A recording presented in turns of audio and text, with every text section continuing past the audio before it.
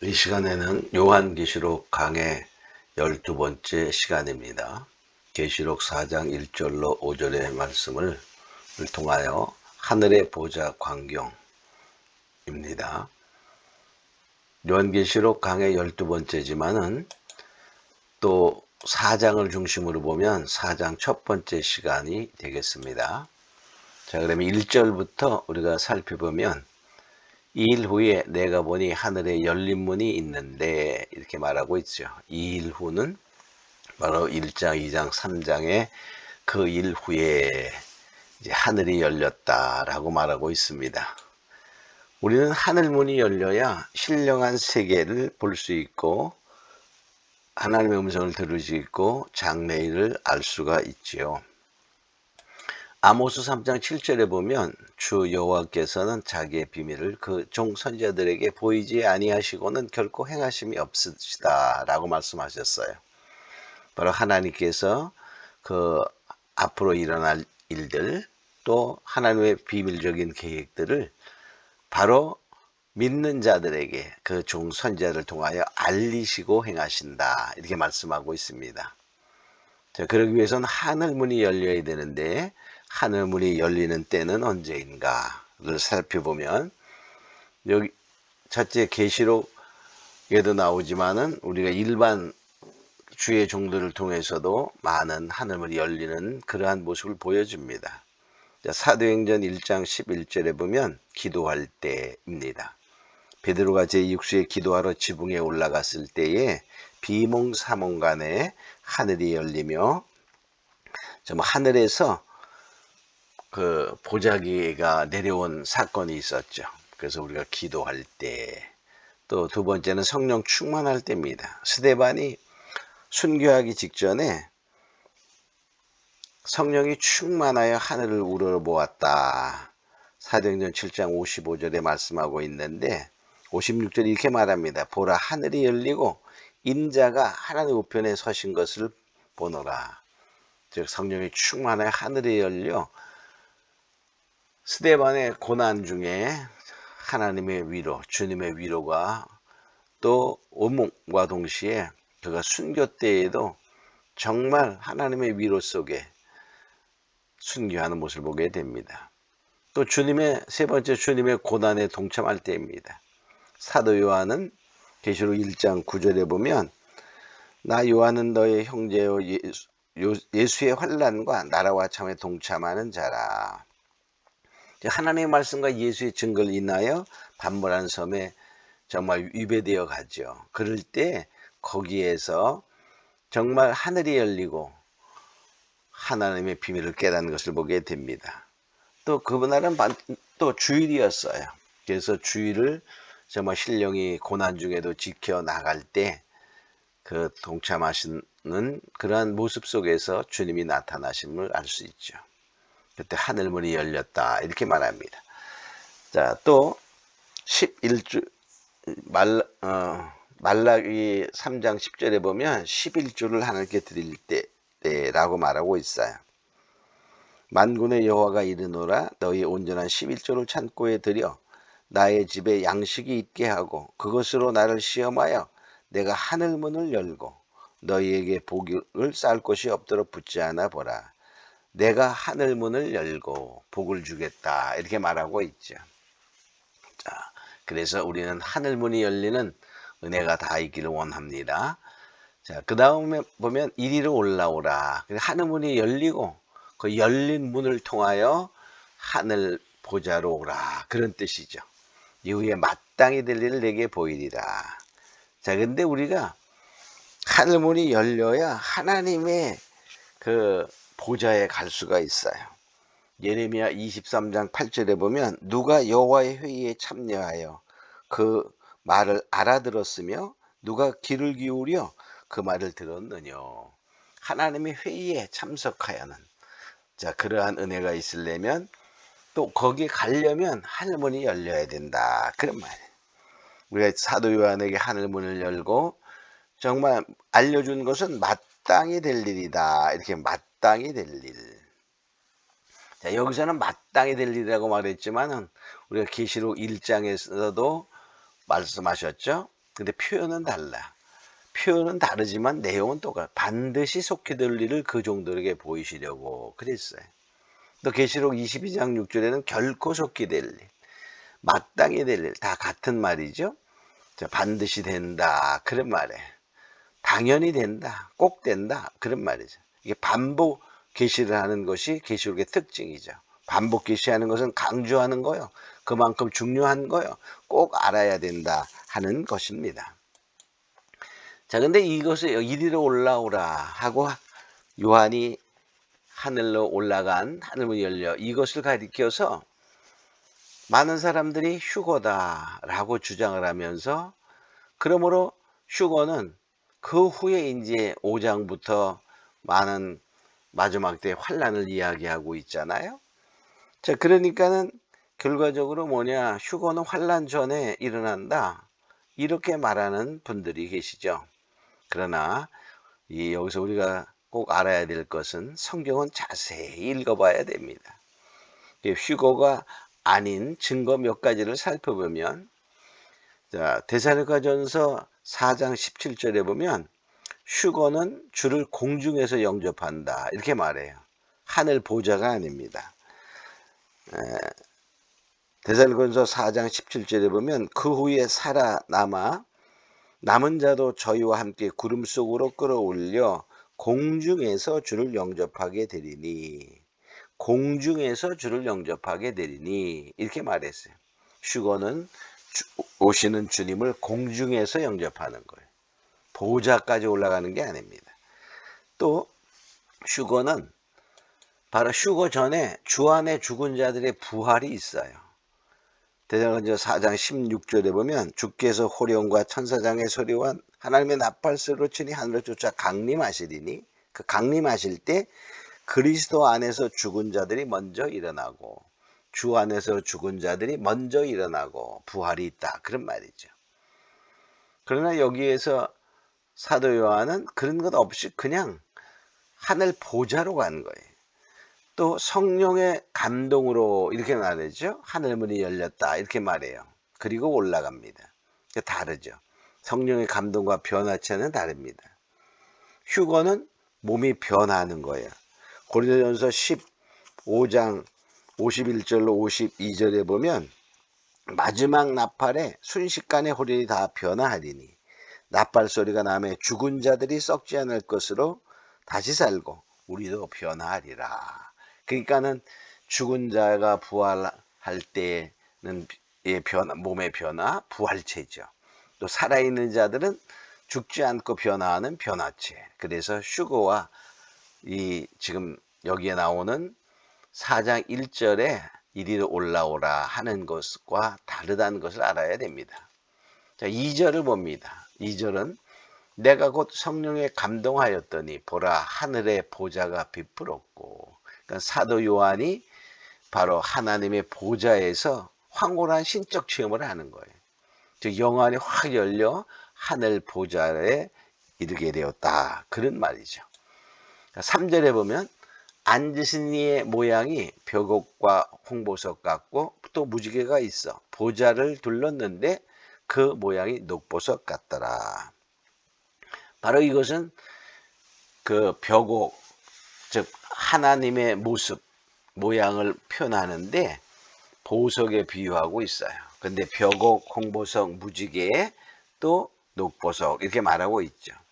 근데 이것은 이 홍보석과 벽옥과 녹보석을 살펴보면 출애굽기 28장 17절로 20절에 보면 대제사장이 가슴에 흉패에 붙이는 12보석 중에 있는 보석입니다. 그 벽옥은 대제사장 흉패의 마지막 보석이에요. 맑고 투명하죠. 영광의 광채입니다. 즉 하나님의 영광을 나타내고, 홍보석은 약간 붉은색이죠. 진한 붉은색. 이게 첫째 보석이에요. 그러니까 결과적으로 이것은 공의의 심판. 하나님은 공의의 심판자시다.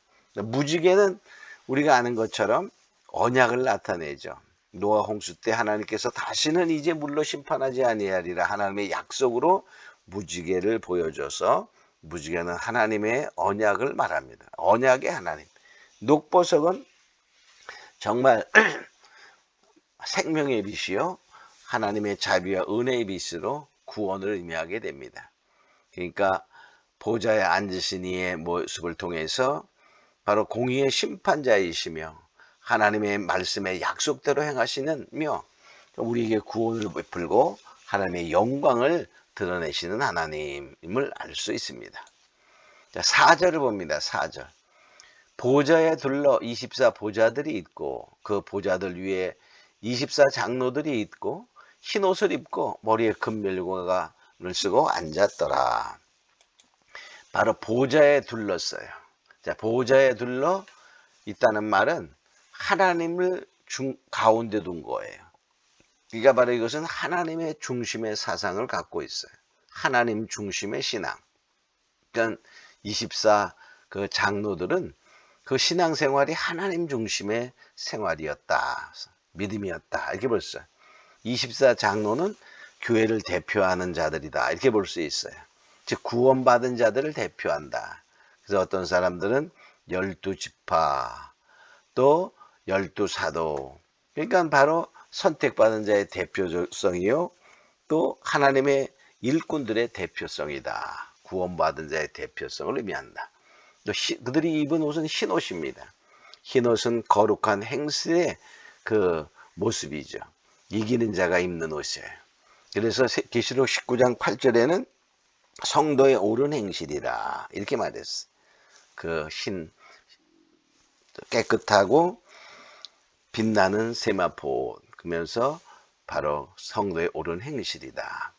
또 머리에는 금면류관을 썼습니다. 금면류관은 바로 영광의 면류관이며 하나님의 믿음을 인정한 그러한 면류관, 상급을 의미하죠. 사명의 모범을 보였다 이렇게 볼 수 있어요. 신앙생활할 때 지상에서 사명에 충성한 자들에게 주는 면류관이다 이렇게 보면 됩니다. 앉았더라 그런 말은 뭡니까? 앉은 것은 편안한 것이죠. 그래서 안식과 평안의 휴식을 의미한다. 그래서 우리가 주님 보좌 앞에 갔을 때에는 다 평안과 안식을 누리며 흰옷을 입고 바로 하나님의 주시는 상급을 누리는 자들이 된다는 뜻이죠. 자, 5절을 봅니다. 5절은 보좌로부터 번개와 음성과 내성이 나고 번개와 음성과 내성은 하나님의 임재의 표현입니다. 자, 그런데 번개와 내성은 바로 하나님의 위엄과 때로는 진노와 심판을 나타내고 또 음성은 정말 장엄하지만 거기에 하나님의 그 자비와 사랑, 조화를 이루는 것을 보게 되죠. 출애굽기 19장 16절로 20절에 보면 하나님이 시내산에 강림하실 때 우레와 번개와 빽빽한 구름이 산 위에 있고 나팔 소리가 나며 백성이 떨었더라 이렇게 말을 한 말씀이 있어요. 이것은 결과적으로 하나님의 그 위엄과 죄 지은 자들은 하나님의 그러한 그 심판의 그 두려움에 떨게 되고 또 무엇입니까? 그러나 하나님의 그 임하심은 바로 죄 있는 자들에게는 두려움이지만은 믿는 자들에게는 하나님의 죄를 기억하지 아니하여 거기에 하나님의 사랑과 자비를 느끼게 되는 것입니다. 자, 보좌 앞에 7 등불 켠 것이 있으니 하나님의 7 영이라. 자, 보좌 앞에 7 등불 켠 것이 있다 그랬어요. 근데 7 영. 그러니까 등불이 7 영이죠. 즉 성령을 말한다 이렇게 말해요. 자, 그런데 7 등불이 7 영인데 우리가 7 영에 대해서 공부했어요. 7 영에 대해서 공부할 때 그 이사야 11장 2절에 보면 그 강림하시는 하나님의 그 성령의 신을 7으로 표현하지요. 그래서 그 7 영이 바로 성령의 완전 역사다 이렇게 말했어요. 성령의 완전 역사를 우리가 신약에서 비교해 보면 자, 사도행전 2장 2절로 3절에 보면 바람같이 바람같이, 바로 불같이, 그런 말씀이 있지요. 자, 바람같이 임하시는, 자, 호련히 바람 같은 것이, 불의 혀 같은 것이, 이런 말씀. 그래서 바로 불 같은 역사는 태우는 역사예요. 깨끗하게 정화하는 역사. 바람은 엄청난 힘과 능이 있어요. 그래서 능력의 역사. 또 마태복음 3장 16절에 보면 성령이 비둘기같이 예수님이 세례받을 때 이마에 오신 것을 보게 됩니다. 그래서 그것을 보면서 바로 성령은 비둘기같이, 비둘기는 온유한 그러한 새 중에 하나죠. 평화를 상징하고. 그래서 온유한 역사. 또 요한복음 7장 38절로 39절에 보면 믿는 자들의 그 배에서 생수의 강이 흘러나는데 그 생수의 강은 바로 너희의 받을 성령이다 라고 말했어요. 그래서 결과적으로 생수는 바로 우리가 생명의 역사를 의미하게 되죠. 또 기름같이, 바로 요한일서 2장 27절에 보면 너희는 주께 받은 바 기름 부음이 너희 안에 거하나니, 그래서 성령을 임하심이 기름 부음을 말하고 있어요. 그러니까 너희에게 가르칠 자가 필요 없다 그랬어요. 왜?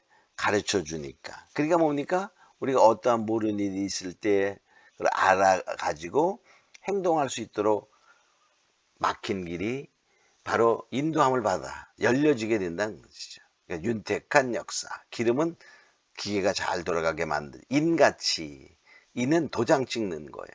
그 말은 뭡니까? 확실한 거죠. 보증의 역사예요. 에베소서 1장 13절에 보면 너희도 진리의 말씀 곧 너희 구원의 복음을 듣고 그 안에서 또한 믿어 약속의 성령으로 인치심을 받았다. 약속의 성령으로 인치심을 받아 확실한 바로 증거가 보증이 된다, 그런 뜻이죠. 또 보혜사와 같이, 보혜사는 돕는 거예요. 돕는 거. 이것은 결과적으로 인격의 역사를 말하죠. 요한복음 14장 26절에 보면 보혜사 곧 아버지께서 내 이름으로 보내실 성령 그가 너희에게 모든 것을 가르치시고 내가 너희에게 말한 모든 것을 생각나게 하리라. 그러니까 우리가 성령은 오셔서 우리에게 살아가는 것, 어떻게 믿어야 되는 것, 왜 믿어야 되는 것, 이런 것을 다 가르쳐 주시고 또 모를 때는 가르칠 뿐만 아니라 또 우리는 다 자꾸 잊어버리죠. 그럴 때 생각나게 하시는 그러한 은혜가 있다 하는 것입니다. 자, 우리는 이러한 것을 보면서 이제 그 하나님의 보좌 앞에 있는 그 광경을 보면서 우리는 더욱더 믿음 안에 거하는 자가 되고, 일곱 영의 역사, 즉 이건 등불입니다. 등불은 환한 빛을 밝힐 수 있죠. 그래서 어둠이 물러가고 빛이 있는 것처럼, 밝음이 있는 것처럼 우리는 바로 더욱더 하늘문이 열리는 축복을 통하여 우리의 삶 속에 하나님의 은혜와 능력과 권능과 축복 가운데 인도함 받는 모든 자 되기를 원합니다. 오늘 말씀은 여기까지 마치도록 합니다.